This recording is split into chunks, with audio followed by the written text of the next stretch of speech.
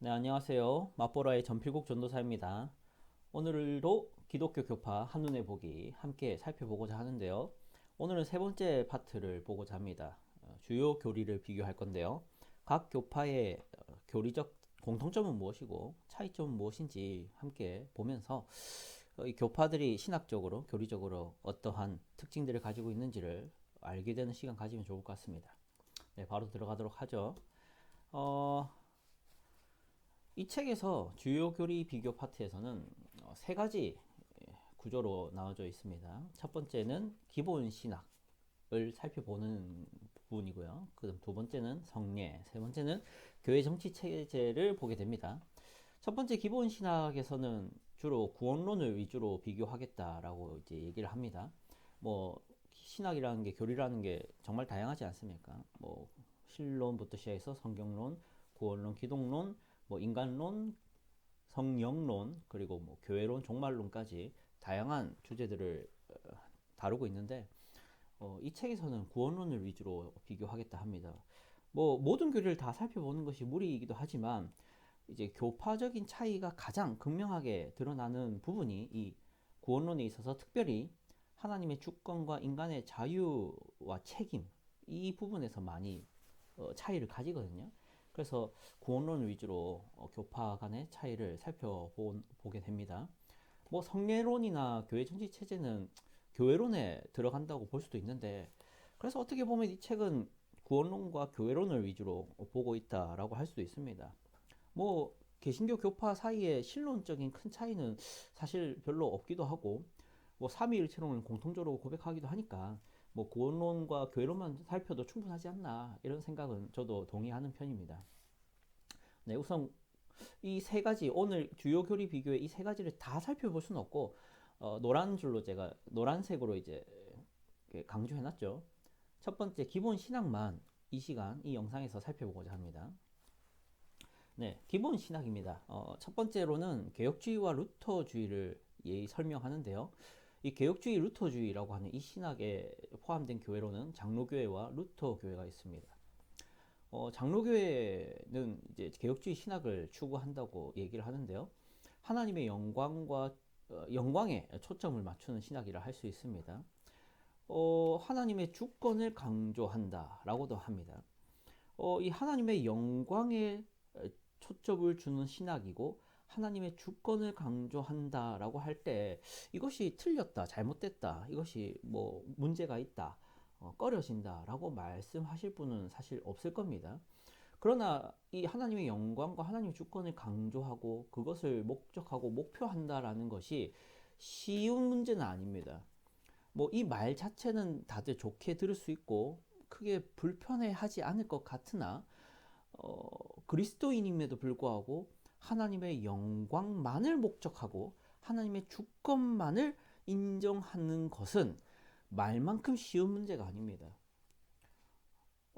왜냐하면은 하나님의 영광을 목적하는 삶을 산다는 것은 내가 초라해지는 것을 감수하겠다는 것이고 하나님의 주권을 제일 중요하게 여기겠다. 하나님의 주권을 강조하겠다는 것은 나의 역할과 책임, 나의 의지, 나의 어, 뭐라 해야 될까요?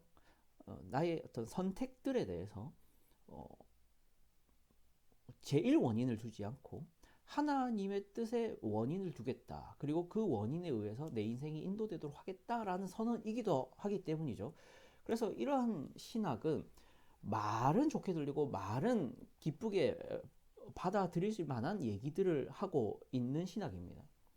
그래서 언뜻 들으면 좋고 언뜻 들으면 감동과 감격 가운데 들을 수 있는 신학이고 그런 설교로 이어질 수도 있는 신학이나 실제로는 인간 본성상 죄악된 인간 본성에서는 정말 불편한 신학이라고 할 수 있죠.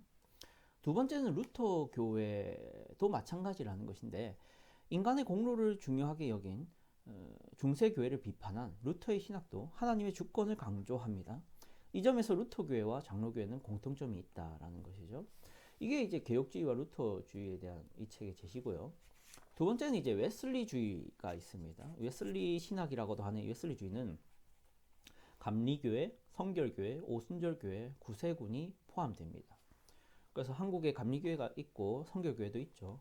그리고 오순절교회, 다르게 말해서 여의도 순복음교회를 중심으로 하는 이 순복음 교단 있죠. 그 순복음과 구세군, 이러한 장로교회를 제외한, 루터교회를 제외한 대부분의 교단들이, 교파들이 웨슬리주의, 웨슬리 신학을 추구합니다. 이 웨슬리주의는 존 웨슬리의 신학을 따르는 노선이라 할 수 있는데요. 웨슬리는 1784년 영국 성공회의 39개 신조를 25개조로 줄이는 작업을 합니다. 이때 웨슬리가 이제 25개조로 줄이면서 삭제한 조항들 중에는 17조, 33조, 37조 등이 있는데요. 특별히 웨슬리가 삭제한 이 17조는 칼빈의 예정론 교리입니다. 그래서 웨슬리주의와 개혁주의 사이의 큰 차이점은 예정론이라고 이 책에서 밝히고 있습니다. 그래서 이 책에서는 이제 이어서 개혁주의와 웨슬리주의를 비교하고 그 차이점을 얘기를 하기 시작하는데요. 네덜란드 신학자 야코비스 아르미니우스를 제시합니다. 1560년부터 1609년에 있었던 사람인데요. 이분은 웨슬리보다 이전 시대의 사람입니다. 네덜란드에 있었던 신학자이기도 하죠. 네덜란드의 신학자는 사실 개혁파 신학자에 속합니다. 그런데 개혁주의의 예정 교리를 반박하는 주장을 하게 됩니다. 뭐 다른 건 다 동의하고 문제 삼지 않지만 예정 교리를 반박하는 신학적 체계를 가집니다. 물론 야코비스 아르미니우스가 처음부터 뭐 예정 교리를 전적으로 부정하거나 안 좋게 말을 했다기보다는 이게 시대적인 배경을 좀 잘 알아야 되는데, 이 예정 교리를 좀 극단적으로 가져가는 그 하이퍼 칼비니즘, 다르게 말해서 이 초개혁주의자들이 있었습니다. 그들이 좀 예정 교리를 잘못 쓰고 그 자신들의 사심을 가지고 예정 교리를 이렇게 오독하는, 잘못 가르치는 그런 모습들이 있었던 것 같습니다. 야코비스 아르미니우스는 그런 게 이제 염려돼서 얘기를 한 것일 수도 있고, 실제로 그가 그렇게 믿었던 것일 수도 있고, 확실치는 않습니다. 하여튼간에 야코비스 아르미니우스는 이 예종 교리에 대한 반박을 하는 주장과 가르침들을 이 학교에서 가르쳤다고 합니다. 그래서 이 아르미니우스의 사후에 그의 제자들이 개혁주의에 맞서는 5개의 조항을 발표하게 되는데요. 이 때문에 이 개혁주의, 네덜란드 개혁주의 교회들은 이 도르트 회의를 개최하게 됩니다. 그때 이제 도르트 회의를 통해서 작성된 신조가 도르트 신조고요. 별명이 이제 튤립 교리라고 하는데, 이 튤립 교리, TULIP가 제일 교리의 앞 글자를 따온 그 그냥 뭐 임의로 만든 단어입니다. 이런 순서로, 튤립이란 순서로 신조가 작성된 건 아니고요. 그저 그냥 다른 순서에 있는 것을 그냥 외우기 쉽게 튤립 교리라고 말을 하는 것이죠. 이 도르트 신조에 대해서 잠깐만 얘기를 해본다면은 뭐 다 얘기를 할 수는 없고, 그냥 간단하게 말해서 첫 번째로는 전적 타락, 그리고 무조건적 선택, 제한적 속죄, 불가항력적 은혜, 성도의 견인, 이 5가지 교리를 분명하게 주창하는 신조입니다. 도르트 신조를 가르치는 시간이 아니기 때문에 뭐 궁금한 게 있다면 도르트 신조는 인터넷에 찾아봐도 금방 있거든요. 아니면 관련 서적을 보셔도 좋습니다. 개인적인 추천으로는 코넬리우스 프롱크인가요? 도르트 신조 강해라는 책이 있거든요. 그걸 보셔도 좋을 것 같습니다. 여기 이 지점에서 이제 주의해야 될 것은, 아르미니우스주의와 그러면 웨슬리주의가 하면 이제 똑같다라는 오해들을 하는 분들이 있거든요. 그러니까 아르미니우스주의나 웨슬리주의나 결국 이 개혁주의의 예정 교리를 반박하는 신학 책이 아닌가 하는 생각을 하게 되죠. 앞서 말했다시피 웨슬리가 예정론이라는 그 교리를 이제 삭제한 역사가 있지 않습니까? 그래서 이 웨슬리는 이 아르미니우스와 동급이다, 다르지 않은 존재다라고 하는데 사실 그렇지는 않습니다. 둘 사이에 차이점이 있거든요. 물론 웨슬리가 아르미니우스의 이러한 예정에 대한 반박에 영향을 받은 사람은 맞습니다. 그러나 아르미니우스주의와 웨슬리주의가 정말 동일한가 했을 때는 이견이 좀 존재하거든요. 자, 그럼 보도록 하겠습니다. 아르미니우스주의와 웨슬리주의가 그럼 다르다는 건데 어떻게 다르냐? 첫 번째로 아르미니우스주의는 아까 앞에서 말했던 그 개혁주의에 반발을 하고 그 항의 5조항을 제시했던 그 아르미니우스의 제자들로 대표되는 이 아르미니우스주의는 이성주의적 아르미니우스주의라고 할 수 있고요. 인간의 협력만을 중요하게 여깁니다. 그러니까 한 죄인이 구원을 받는 데 있어서 하나님만 일하실 것이 아니라 인간의 협력이 중요한 단초가 된다는 것이죠. 그래서 인간이 협력해야 구원이 이루어진다는 것에서 인간 협력설을 주장합니다. 그러나 이제 웨슬리주의는 복음주의적 아르미니우스주의라는 표현을 쓸 수 있는 신학인데요. 인간이 협력할 수 있는 것은 맞지만 협력할 수 있도록 능력을 주시는 하나님의 선제적 은총이 필요하다고 강조합니다. 그러니까 인간이 협력함으로 구원이 완성되고 구원이 이루어지는 것이 맞지만 그 시작이 인간에게서부터 출발한다고 가르치는 것은 아니라 하나님의 선제적 은총이 인간으로 하여금 하나님의 구원에 협력할 수 있는 능력을 부여하고 회복한다라고 믿습니다. 그래서 웨슬리주의는 인간의 공로와 행위를 강조하지 않고 하나님의 은혜를 강조한다는 점에서 복음주의적이고 그 인간의 자유의지를 하나님의 주권보다 위로 두는 것은 아니라고 말할 수 있는 것이죠. 물론 이 부분이 좀 애매합니다. 이 부분에 대해서 제 개인적인 견해는 이렇습니다. 아마 웨슬리는 이 예정론이 가지는 그 불편한 지점이 사실이 있습니다. 이성적으로 바라봤을 때 그 예정론이 가지는 불편한 지점이란 하나님의 주권을 강조하다가 인간의 책임과 자유라는 것을 말살해버린 듯한 표현들이 많이 나오게 되거든요. 하나님이 예정하셨다. 다르게 말해서 하나님이 구원하실 자는 택하셨고 구원하지 않을 자는 유기하셨다라는 이러한 표현들이 이성적으로 바라봤을 때 인간의 책임, 인간의 자유라는 것을 말살해버리고 뭔가 하나님이 죄의 조성자 혹은 지옥 보내는 어떤 악한 신으로 이해되고 그렇게 보여지는 그런 것들이 웨슬리는 불편했던 것 같습니다. 뭐 제 개인적인 추론입니다. 그래서 아마 웨슬리는 그런 부분을 경계하고자 인간의 자유와 인간의 책임을 이제 더 이렇게 분명하게 하려고 했던 것 같습니다. 그래서 하나님의 은총이 선제적 은총이 있고 그 은총을 말미암아 회복된 죄인이 무능력했던 죄인이 이제는 선을 행할 부분적인 회복이 이루어지므로 하나님의 구원에 협력하고 반응하는 것으로 구원이 시작되고 완성되는 그런 또 원리를 얘기를 한 것 같습니다. 사실 결과적으로 보면은 개혁주의와 웨슬리가 말하는 그 구원론의 결과적인 차이는 사실 없습니다. 결국 하나님의 은혜고 오직 하나님의 은혜로만 구원받는다라는 말을 할 수 있게 되는 것인데 인간의 이러한 어떤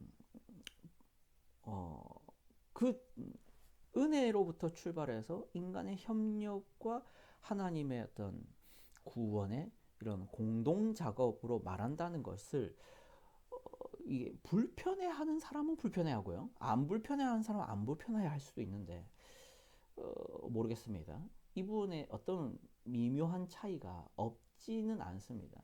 그러나 결과적으로는 같은 거죠. 좀 위험한 개인적인 생각일 수도 있는데 사실 저는 개혁주의의 이런 예정론이 인간의 어떤 책임과 어떤 자유를 훼손하거나 파괴한다라고 믿지 않습니다. 오히려 하나님의 예정론은 결코 인간의 자유의지를 침해하지 않고 대치하지 않고 그것을 어떤 소극적이게 만들지도 않는 교리라고 믿거든요. 하나님의 주권과 인간의 자유주의는 원래부터 서로 부딪히거나 서로 상쇄될 수 없는 위치에 있다고 믿습니다. 그래서 웨슬리의 이러한 걱정은 괜한 걱정이었다라고 사실 생각은 하는데요. 그렇게 생각은 하는데요.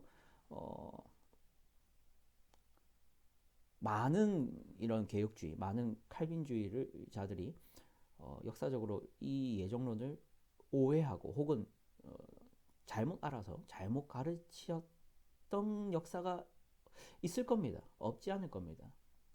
그렇다면 그러한 역사에 대해서 웨슬리주의가 좀 걱정스러운 마음에 이런 신학을 만들고 이러한 신학적인 표현들을 쓰는 것은 우리가 어느 정도는 감안하고 책임을 져야 되지 않나 이런 생각을 좀 하게 됩니다. 네, 뭐 자세한 거는 뭐 또 다른 기회에 다루면 좋겠고요. 넘어가도록 하겠습니다. 네, 이렇게 그 웨슬리주의와 아르미니우스주의가 차이가 있다 이런 것이 이제 얘기되고, 두 번째 이런 그러면 개혁주의와 웨슬리주의의 차이는 뭐가 있을까 하면은 완전 성화론이 이제 웨슬리주의에서 주장이 됩니다. 웨슬리는 성화 과정에서 특정 순간에 성화를 크게 완수할 수 있는 획기적인 전기가 있고, 죄를 의도적으로 짓지 않는 상태에 이르는 완전 성화 혹은 그리스도인의 완전이 가능하다고 가르쳤다고 합니다. 루터교회와 장로교회는 불완전 성화론을 믿습니다. 그래서 인간이 이 땅에서 완전히 성화될 수는 없다, 완전히 거룩해질 수는 없다라고 얘기를 하는 게 루터교회와 장로교회는 교회고요. 웨슬리는 그런 완전 성화가 이 땅에서 가능하다고 가르친다는 것이죠. 물론 그렇다고 루터 교회와 장로 교회가 그러면 이 땅에서 불완전 성화니까 우리는 그냥 어느 정도만 성화되자 이렇게 그러면 소극적인 자세를 말하느냐 했을 때 그렇지는 않습니다. 그저 완전히 성화될 수 없다라는 것에 대해서 인정을 하는 것이죠. 근데 웨슬리는 완전 성화를 끝없이 추구해야 된다라고 얘기를 하고, 실제로 그게 가능하다고도 이제 믿었던 걸로 보입니다. 자, 여기서 주의해야 될 것은 감리교회의 이런 완전 성화가 절대적 의미에서 거룩함을 말하는 것이 아니고 의도적으로 죄를 짓지 않는 정도의 상대적 완전을 의미한다라고 이제 책에서 밝히고 있습니다. 이 얘기에 대해서 저는 뭐 별 차이가 있나라는 생각이 좀 있습니다. 뭐 완전 성화를 절대적 의미에서 말하는 것이 아니라 뭐 상대적 완전을 말한다. 이게 결국에는 그러면은 완전 성화가 아닌 거죠. 절대적인 의미에서 거룩함이 아니라면 완전 성화라는 표현은 좀 오해의 여지가 있는 것 같습니다. 넘어가도록 하겠습니다. 네, 이렇게 개혁주의와 감리교, 그러니까 웨슬리주의의 비교를 하면서 그 사이의 차이점이 무엇인지를 살펴보았습니다. 어, 개혁주의와 루터주의는 아까 말했듯이 하나님의 영광에 초점을 맞춘다 했죠. 그리고 하나님의 주권을 강조한다 했습니다. 그렇다 보니까 이 신학에서는 인간의 자유의지와 인간의 책임이라는 것이 어느 정도는 뭐, 훼손되는 게 아니라 그것에 대해서 겸허한 인정이 필요하다는 것이죠. 하나님의 주권 아래에 있고 하나님의 영광을 위해서만 우리의 자유의지와 책임이 사용되도록 해야 된다라는 얘기가 주장이 되는 신학입니다. 그래서 인간의 자유의지로 인간의 어떤 향락과 인간의 물질적 풍요를 바라는 것은 올바른 사용이 아니라 오직 하나님의 영광을 위해서 먹든지 마시든지 무엇을 하는지 하나님의 영광을 위해서 하라는 그 말씀대로 우리의 모든 의지가 발현되어야 된다라고 가르치는 신학이라는 것입니다. 이 말이 쉬운 말이 아니라고 했죠. 그 말 자체는 너무 너무 겸손한 말이고 종교적인 표현이지만 실제로 그것대로 사는 것은 정말 쉽지 않은 신학이다라고 말씀드렸습니다. 이게 루터 교회와 장로 교회의 공통점이라 했고요. 나머지 웨슬리주의는 감리교회, 성결교회, 오순절교회, 구세군교회가 속한다라고 했습니다.